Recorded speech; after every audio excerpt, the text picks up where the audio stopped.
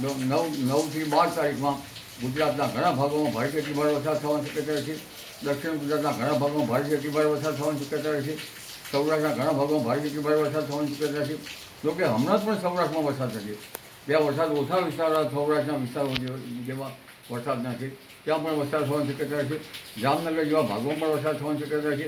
પશ્ચિમ સૌરાષ્ટ્રના ભાગોમાં પણ વરસાદ થવાની શક્યતા છે અને ઉત્તર સૌરાષ્ટ્રમાં ભાગોનો પણ વરસાદ થવાની શક્યતા છે. દક્ષિણ સૌરાષ્ટ્રના ભાગોમાં તો ભારે વરસાદ થતો જ હોય છે અને ત્યાં પણ લગભગ ભારે વરસાદ થવાની શક્યતા રહે છે.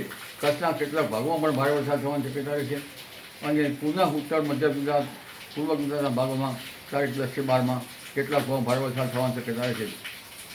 ઉલ્લેખનીય છે કે વરસાદ લગભગ 2 ઇંચ 3 ઇંચ 4 ઇંચ અને કેટલાકમાં 8 ઇંચ અને કોઈ ભાગમાં 10 ઇંચ જેવો વરસાદ ખાબકી શકતા પુનઃ નીચાણવાળા ભાગોમાં જનધને કાળજી રાખવાની જરૂર છે.